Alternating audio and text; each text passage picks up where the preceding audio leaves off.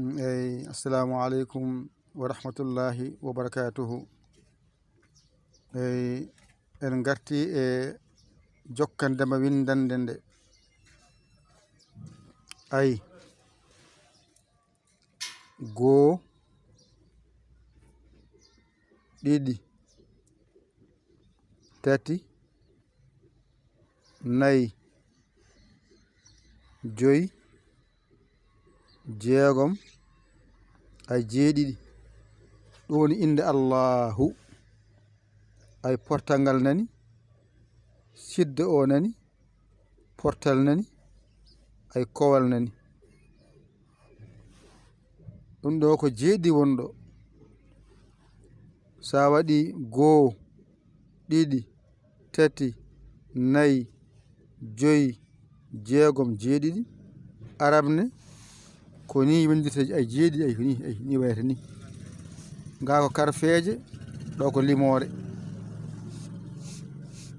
Joni noon mbaɗa ni, arwande lewru waɗa ni, hakkunde lewru waɗa ni, sara lewru waɗa ni.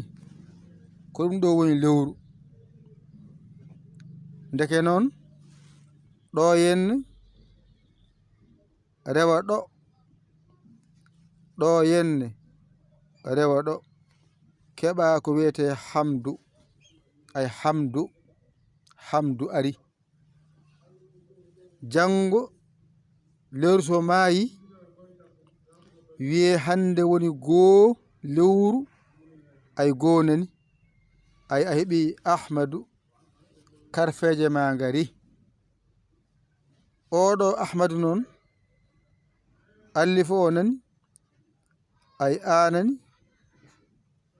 ay ah nani, ay ma nani, ay du nani. ɗo ko a, ɗo ko ah, ɗo ko ma, ɗo ko du. Joni noon sa wi a, ash, he, du, ay allif oɗo ko ɗi masira, ay allif o nani. ay ɗo ko ah masira, ɗo ko as wiya ash. Portal masira, ay he. ɗo ko tural masira, ay du. ashhadu ahmadu. ayde ashhadu e ahmadu. Joni noon no mbiɗa ahmadu nde ko ni mbaɗɗa. ay ɗo noon woni ah o. oɗo ah noon sa limi karfeje ɗe koɗe jeenayi, mbiya goo ɗiɗi tati nayi joyi jeegom jeeɗiɗi jeetati ay jeenayi.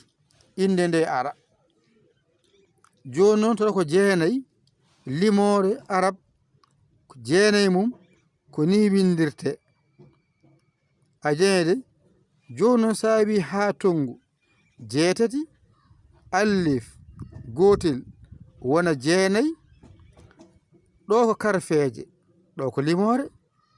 Limore nde noon ari naati e harfere nde ɗo.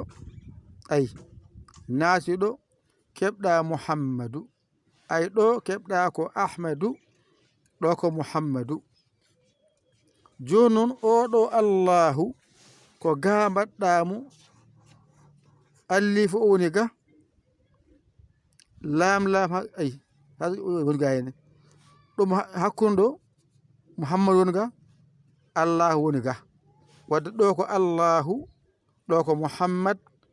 itta ɗum ɗo wona ahmad, ɗo wona muhammad, ɗo wona allahu.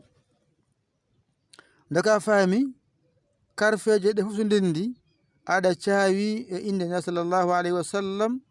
masɗe kay ko noon mbayi e makko. masɗe ɗe ko noon mbayi e makko. waɗa famiri noon mbaɗani alif lam ha cewɗo mim del ay ngal ɗo kowal kangal naati ɗo wonti muhammad ay muhammadu ode omoy nder alhamdu he ɗo ko ahmadu ɗo ko ahmadu ɗo ko muhammadu jono oɗo alif mbindama ɗo lam ha saƴƴiri gono lillahi o keɓa allahu o nde ka faami wotan ko ahmadu e muhammadu koyngal ñaamal koyngal nanal joni noon tawda faami ɗon masɗe ma ɗe noon ngari ndewna e makko portal dow portal less tural kowal ga ko karfeje ɗe ndewna e makko ɗo ko masɗe ɗe ndewna e makko ɗum saabi noon ne mbiɗa alhamdu nde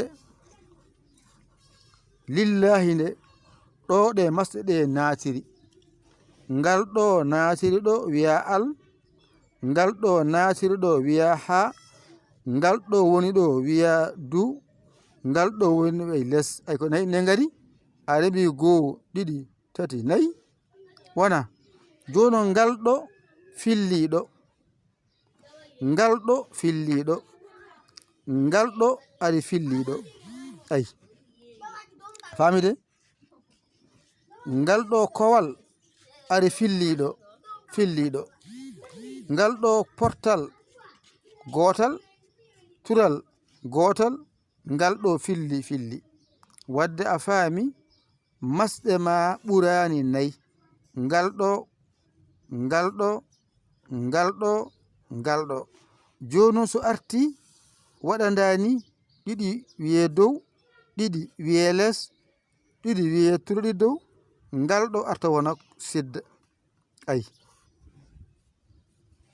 polle ɗe so waɗini fooɗa ngal dow so waɗini fooɗa ngal less so waɗini fooɗa ngal tural so waɗini fooɗa ngel toɓɓel ko ɗon ɗo tan masɗe ma kaaɗi kanje fof noon aɗa coomi e nder neraɗo allah sallllahu alayhi wa sallam mo mbiyeɗa ya ñimtino ɗum woni jangde ko ñimtinirde nani ɗum noon en paami ɗon ɗum saabi noon windande nde ari wayni mbimami noon ɗo woni muhammadu sallllahu alayhi wa sallam portal dow ko a portal less ko i tural ngal ko u kowal ko a ɗo noon mbiyami al ha am du lil lahi a faami ɗon de wadde kowal